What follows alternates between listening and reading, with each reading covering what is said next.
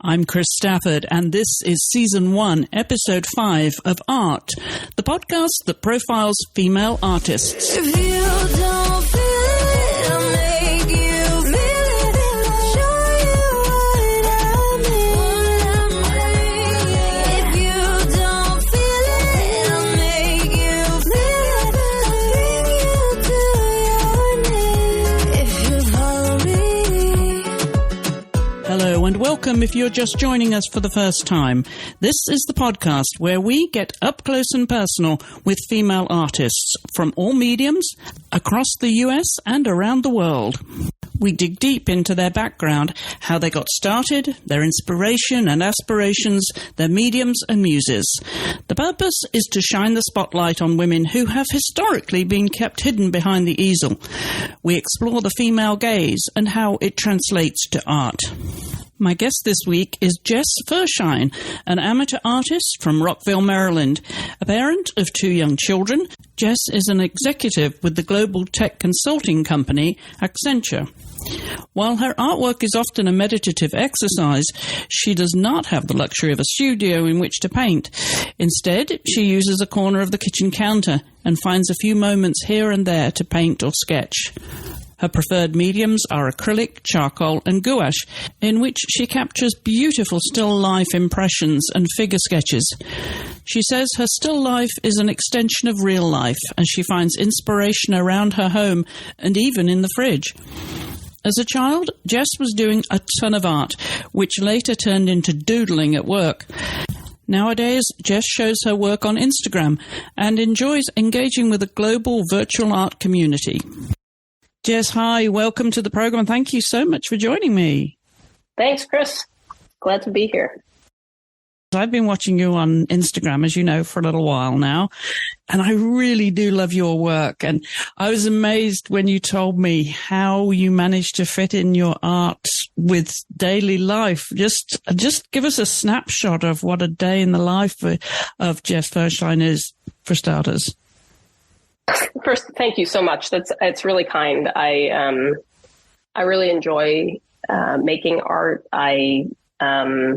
It's something I've returned to after many years away. I work as a business and technology consultant in my regular life, and I've a wife and 2 little kids. So it's not always something I have a ton of time to find hobbies. And I will say that the pandemic, one of the bright spots for me of the pandemic was not commuting as much and having just a little bit more time to explore some things. And one of the things that I ended up getting back into was art. I did a ton of art as a kid through a couple of years into college, and then it sort of fell away. I've always been a doodler. But the most art I've done for years has been just like doodling in meetings,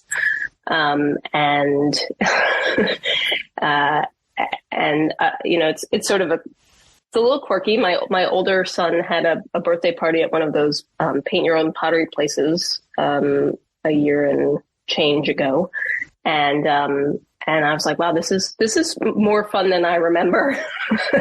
And I went and bought some paints and I just started painting. And then a few months later, I said, I got to start tracking what my art is. I got to start putting it somewhere so I can keep track of it as I make piles of it. Cause I just suddenly started painting almost every day.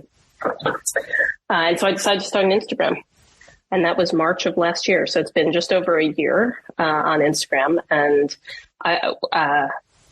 you asked for a day in the life, but I will say one of the things I've most enjoyed about Instagram, which you touched on, is getting to meet folks all over the world doing art together virtually.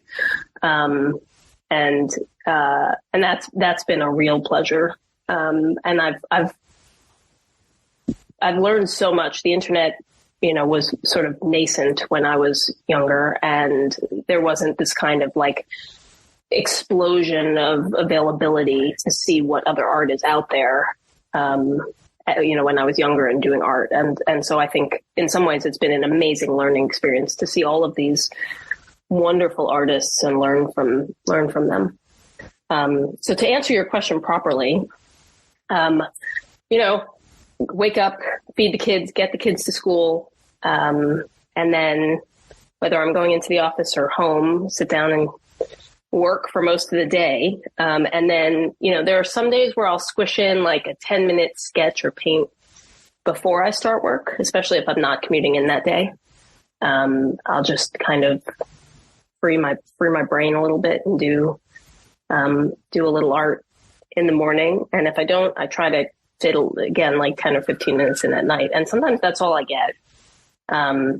Sometimes the stuff I post is like multiple 10-minute sessions that adds up to some amount of time to create something. And it's a bit disjointed in that way, but it just gives me, it's almost like a meditation. It gives me a little bit of brain space where I'm not thinking about anything. Yeah, I was going to ask about that because it seems like it is a good little, separation from the daily routine and from work and everything else that's going on in your life when you have two small children. For sure. That you can just, adjust your settings and go into that artist mode. And you're a true amateur. I just think this is wonderful to hear your story because one of the things we want to do with this podcast, Jess, as I mentioned to you before, is show the work and show the lives of women, both amateur and professional. And it's the amateurs that have to juggle so much in their life to be able to enjoy their painting. And you seem to, I don't know how you manage to fit this in, but you must mentally be able to adjust and go into that sort of meditative state to paint, create something and to be able to continue to do it, right? If you start something, as you said, it's an incremental 10-minute blocks that you have to create a piece of art. Yeah, for sure. I think some of it's just the doing of it. I feel very lucky that the outcome that I produce is something I enjoy and that other people seem to enjoy. But I think the doing of it is the part that has been really valuable for me in, as you're saying, like making a separation and just, whatever I'm worrying about, whatever thing at work, or, I lead big teams delivering big transformational projects. And sometimes I just need something, whether it's, I don't work out as much as I should, but if on the occasions that I work out also, like I stop thinking about those things for a little while. And I find that's the case with art. And I can just like solve a different kind of problem. I'm looking at, what color do I want there? What shape is the right shape? How am I going to represent this thing in a flat 2-dimensional way that creates the feeling of the real thing for me anyway, right? It's from my perspective. So, just a different problem, a different way to look at something in my life from a totally different lens. And it just gives me a little bit of space, as you said. And you work in different mediums? I do. I work a lot in acrylic. I made the choice very early on that I didn't want to deal with oil for a few reasons right now in my life, at least. I didn't want the solvents and chemicals around the kids, for one. And, there's a lot of people out there doing amazing solvent-free painting that I've really watched with interest, but I haven't gotten into that yet. And I also don't have much space to paint in. I paint in a little corner of our kitchen. On our dining room, like buffet basically is a paint disaster now. I just have a little tiny easel set up and I splatter paint all over this nice buffet that used to be nice. And I don't have anywhere to let oil paintings dry for months. So, it didn't seem like a great medium, but I've really enjoyed trying to get very different kinds of feelings and styles out of acrylic. I think there's a perception of what acrylic can do, and then there's a reality that's much broader. So I've enjoyed that. I have never been much of a watercolor painter, but I try. It's backwards to how my brain works. I think dark to light, and acrylic goes really light to dark, and you have to reserve your whites in a way that I just always mess. I think you have to really know what you're going to do to reserve the white spots on the paper properly. And then, so I pretend with watercolor. I like gouache a lot. I think it brings the middle ground between something like watercolor and something like acrylic or oil. And I didn't really do any wet media growing up. All the media I did, all the art I did when I was much younger was dry media. I did a lot of pastel and charcoal.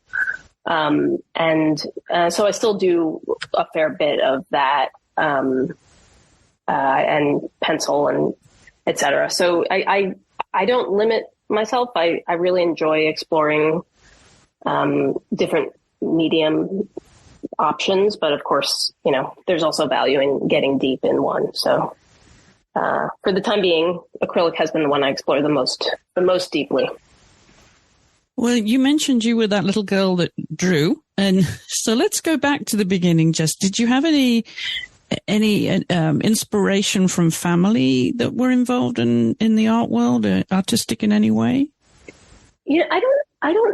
I don't know if it was inspiration or what. My mother is a wonderful artist. She did a lot of art when I was growing up. She is awesome at projects and all kinds of really creative stuff. She did a degree in art when she went to college. Her art is very different than mine. I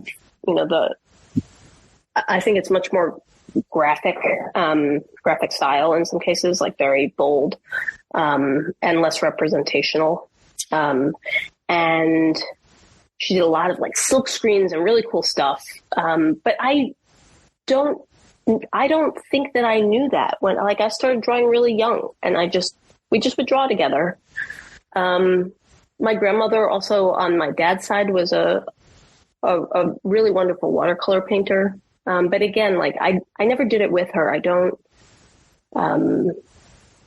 We didn't talk about it much. But my mom was for sure an influence. And we did a lot of like creative stuff together. And she was very supportive. Like, I look back, I still have a lot of the stuff that my parents bought me and my sister, and they bought good quality stuff. Like, I'm using some of it now. I pulled it out of my parents' house and thought, like, wow, this is like 30-year-old art supplies in great condition that were half used. Big pads of paper, big, good, expensive colored pencils, all kinds of stuff. That, like, how lucky was I that my parents thought, like, okay, she really enjoys this. Let's make sure we're getting her enough material to explore. It wasn't like I had massive amounts, and there wasn't the plethora of really low cost art supplies that there are now. I think you had fewer choices, but I feel very lucky that I was supported in that way. Where did you grow up, Jess? Teaneck, New Jersey. And school? School, what was that like for you then? Did you lean towards, the arts and crafts in school before you went to college even? What was your childhood like? Certainly enjoyed art in school. I went to a magnet school for math and technology when I was in high school. And I thought I would go toward, I think, more of a technology side. And then in university, I went to Wesleyan University in Connecticut, which is a really like wonderful, quirky liberal arts school. And I did some art there, and I got my degree in religion, which is at Wesleyan. It's a bit of anthropology. It's not like a comparative program. It's much more about like postmodern, like understanding power structures and how rituals build community or define who has the control. And it was intellectually very interesting, and then I didn't know what I would do with my life from that. And I thought about doing an art degree there, but it didn't really stick for me. It just has been like a theme throughout my life that I really enjoy the creating process. And it has come and gone, when I was younger, it came and gone frequently, but then it disappeared for a long time. I did a little art after I graduated college. In Manhattan, I reconnected with an old art teacher who also taught at Pratt, and went to a couple of her figure drawing sessions, and I'm still in touch with her. But but I really didn't do much after that. What did you do after college, Jess, work-wise? I worked for a study abroad program for a couple of years, and I enjoyed the people I met, but it wasn't really the area I necessarily wanted to be in. It wasn't the work I wanted to be doing, and I had a friend who worked at a big consulting company that I didn't know what they did, but it sounded more interesting than what I was doing. And I applied through her. She referred me, and I have been working at that same company for 17 years. I should say almost 17. And which company is that? It's a company called Accenture. It's a global technology and consulting company. Yeah. So I've really enjoyed the work. I do a lot of mission-focused work. I work with, I started my career in state and local government work. I work in our federal practice now. And I work with wonderful people. And I think we support amazing missions, helping citizens and good government provide the kind of services that are needed. I've been very lucky. And it's giving you, obviously, a livelihood. So I'm wondering, though, is there a point at which you want to withdraw from, that kind of professional life and spend more time with your art? Do you think there come a point where you could be self-sufficient with your art? I would love to figure out how to sell art more effectively. I've sold a few pieces. My initial thought was like, if I could sell enough to sustain the hobby, that would be a great starting point. I don't have necessarily a goal of becoming a full-time artist. Although I joke with some family that I'm ready to retire. I bake bread, I garden, I paint. I'm ready to, I have all my retirement hobbies ready. I'm all set. But I feel really lucky that the job I do for me has a lot of meaning. I like I said, I love the people I work with. I enjoy the work. I think, at some point, sure. I don't see stepping back from my current career anytime soon, but I would love to supplement that with, a more, I don't know what the right word is, like a more, robust art presence, perhaps. Now, we develop an eye and a style in our artwork, Jess, and I'm wondering what elements of your personality you bring to your artwork. How do you see the world in art through your own personality? That's an interesting question. One thing I joke about with a couple of friends, including some folks on Instagram who I met through art, is that I can never seem to put the thing down. It's never quite done.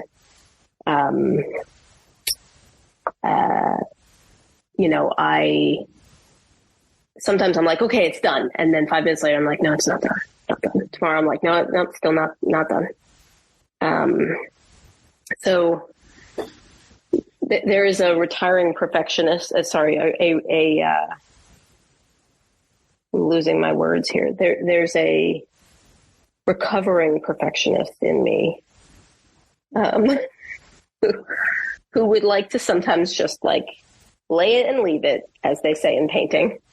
And I struggle with that a bit. I think that from a style perspective, I soak up a lot from the world around me. And so I find that I don't necessarily have like one style, because I feel very responsive to my subject.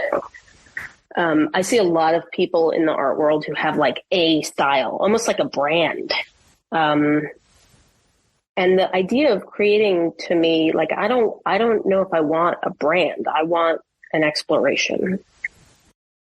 That's a very good way of putting it. Yeah.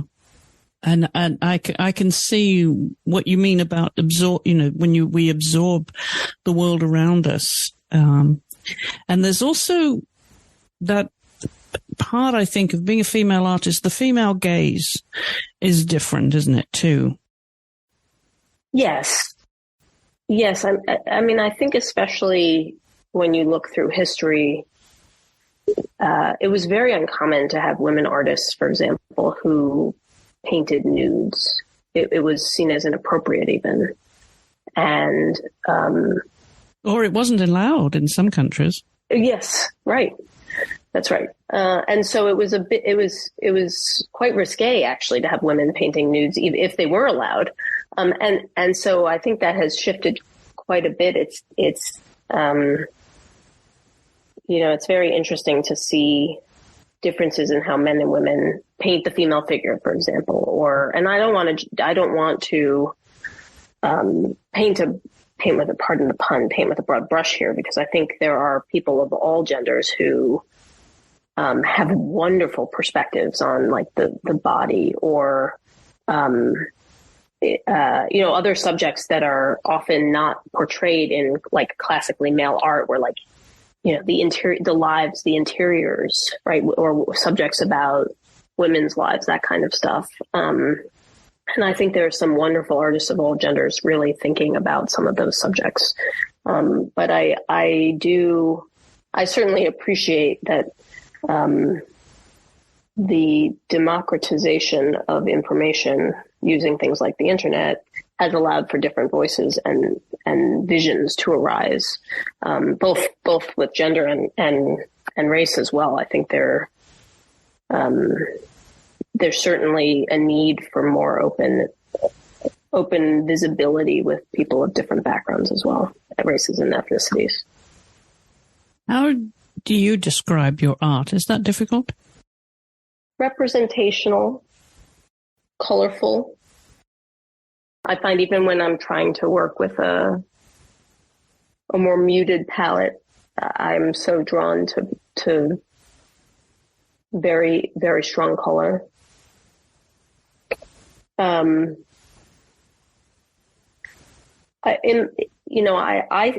opinion is there's no ugly subject. I think there's amazing art made from very humble origins. And I hope that my appreciation for my subject comes through in my art.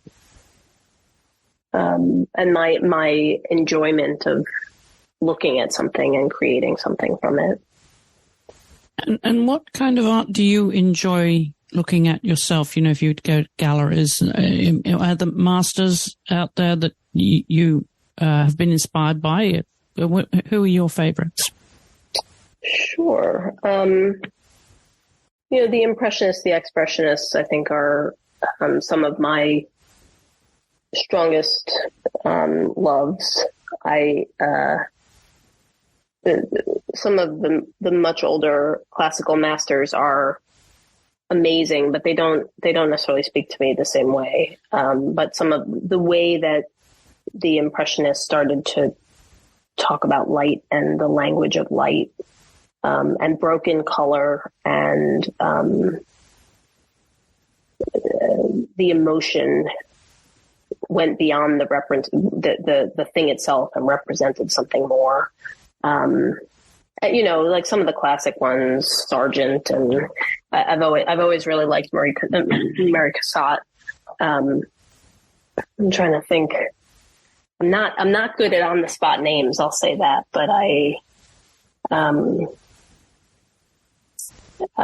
I've also, I'll say, drawn a lot of inspiration from some artists that I've really discovered through Instagram. There's some people doing really beautiful, amazing work.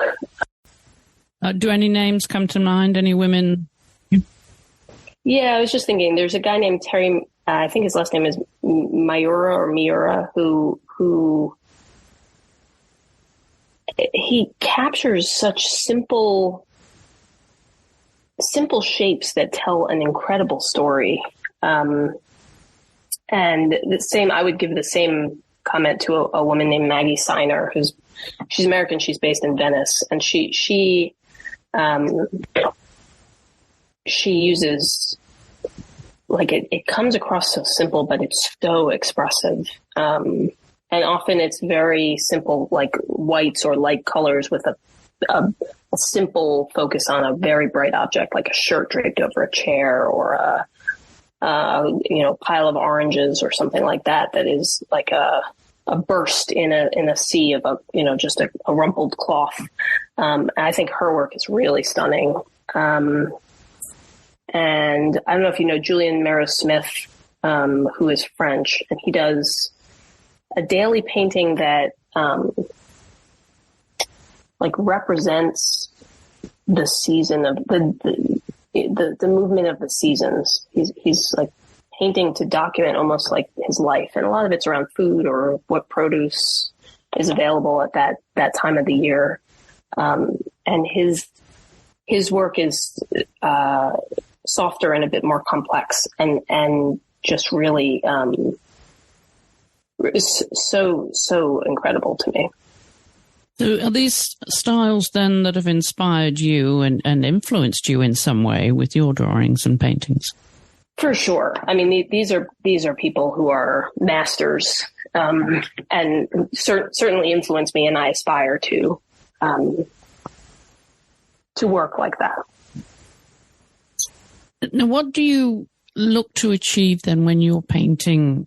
And obviously it's a process, Jess. I'm just curious, when you start a painting, do you have a roadmap in mind, or do you let it take you down the road?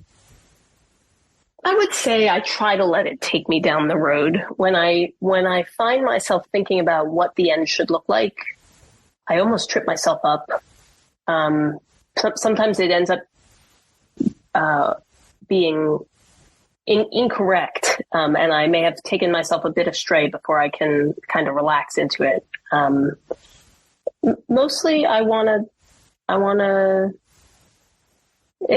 It's an exercise in painting what I see, right, and playing with it a bit. It might be that I change the warmth of the environment a little bit, or I might, I give myself different challenges, like painting with a very limited palette, or, trying to paint in a higher key and really bump up the lightness. But ultimately, it's really about like just expressing what I see from my point of view. And I paint what I'm drawn to. Some of it's like just day-to-day food, a lot of food objects. I love representing the figure. I am working on improving my landscapes. That's an area I have a lot less background in. But I love the landscape work that I see from some painters, and I admire it. And so it's something I've been working on.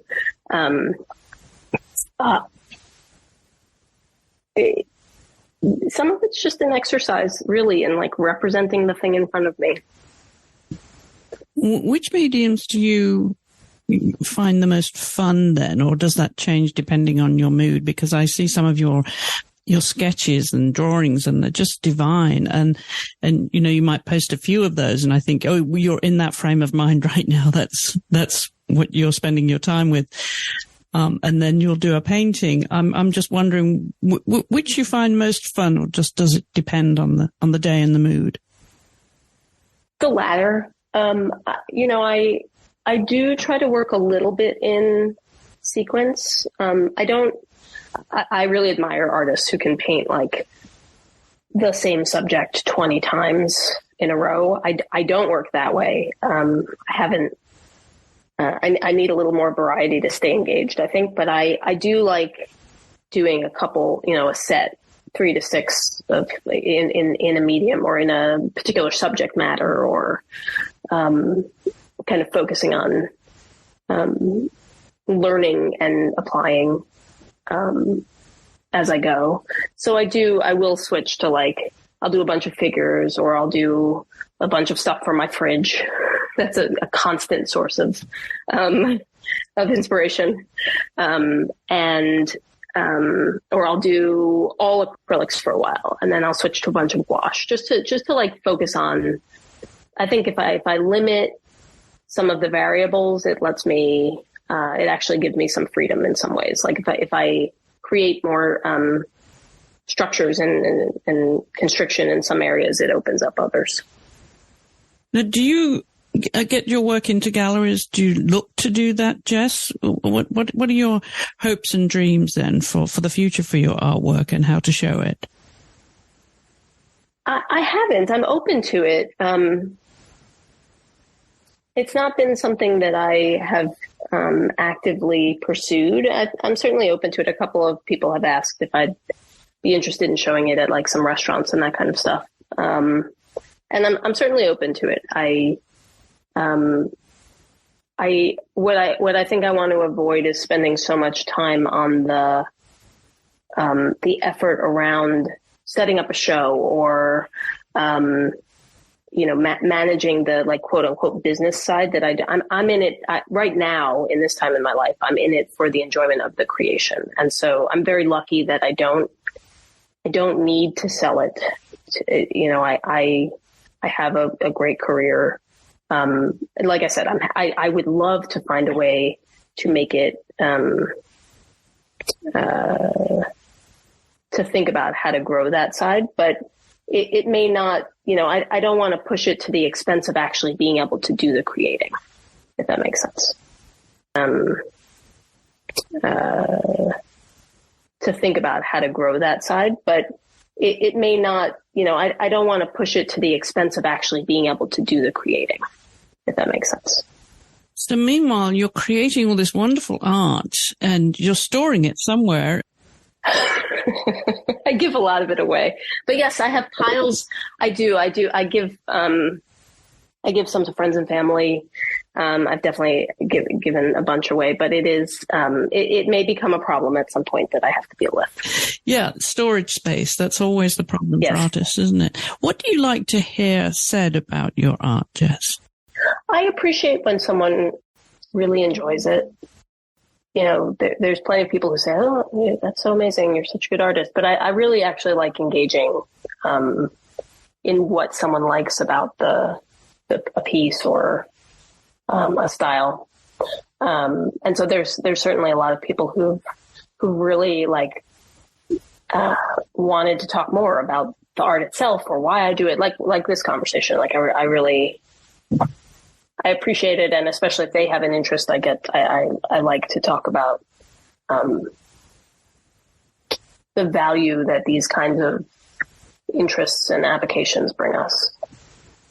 That segues very nicely to my next question about how we define success as an artist and value the work. It's one thing to create all these wonderful pieces, and then the marketing, as you say, is another side of it. And if you have to put a price tag on it, do you find that the difficult part of being an amateur artist? No, fairly early on, I had a request to buy a couple pieces from a family member, actually, which was very kind. And I was like, I don't even know I have no idea how I'd price this. I don't know what I'm doing. And I Googled. And I think, some people price by hours of work it took them, or, certainly you want to take into account the materials and the time. And I think the easiest way for me and something that I saw a lot of people doing was really pricing by size, by square inch. Yeah, that seems to be the popular American way of doing things. What have you seen in other areas? I'm curious. Oh, well, in other countries, I think it's valued differently, but certainly here, it seems to be the way that it's valued. And I'm just thinking with all this work that you're gathering and you're storing somewhere, Jess, eventually, when you get closer to your retirement, and then you'll have such a body of work that you'll be in a different place, but I would imagine you'll also have a reputation by then, and you're creating your own legacy as an artist, because I can't imagine this is going to be, just left in the basement, all this artwork, so to speak, because it's so good. I hope not. I hope not. At least I enjoy sharing. I do enjoy sharing it, and I've been happy to give a lot of it away. And I appreciate that. I don't know that I hold much like stock at this point in like developing a big reputation, but it would certainly be quite fun. But my niece loves art, and just the chance to sit with her and show her some art and talk to her about like how I figure out where the shadow goes, and even that feels pretty special sometimes. So I was going to ask you if you've influenced your own children, if they're following your instincts. They love to paint with me. We set up our easels, we pour out their paints, and we all just sometimes sit there and paint. It's quite fun. They make a big old mess. I'm sure they do. Do you feel the need to, if you were to further your education in art, the need to go to workshops and things like that, Jess, as you grow as an artist and eventually maybe spend more time with it? Do you think that's an important part of being an artist, is to attend workshops and classes? I do, and then I don't attend them. So I'm not at a point with little children. I'm really not at a point in my life where I can, go to Provence for a week and go take amazing workshops in plein air. I have made do with some online classes and lots of YouTube videos.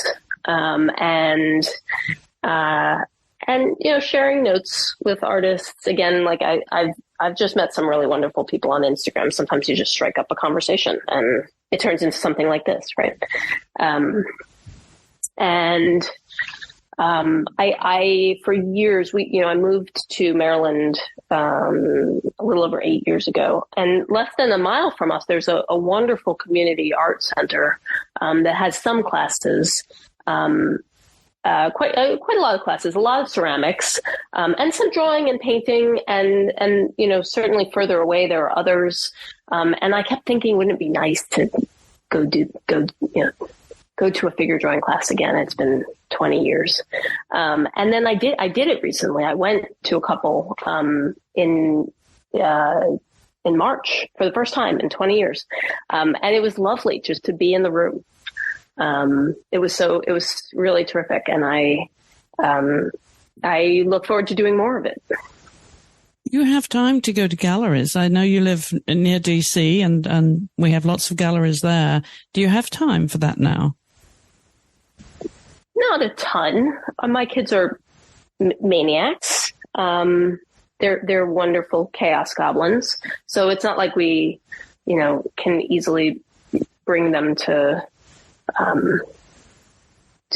very serious art shows or galleries, but we've taken them to some more kid-friendly stuff, and then my wife and I have occasionally taken both of us a day off of work and gone to see an exhibit. We went to see the Kusama in the fall. That was in DC, and we went to see what else? The Hirshhorn the Kusama was at the Hirshhorn. That was it was very, very modern. That was great.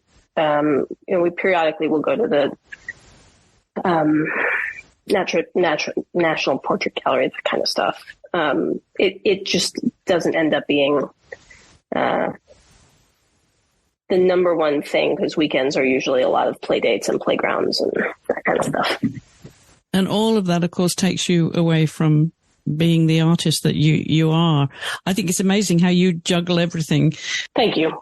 And produce such amazing work, Jess. No, truly. That's really kind. Thank you. It doesn't take me away as much, because art is life, right? Like, we are all creating our lives.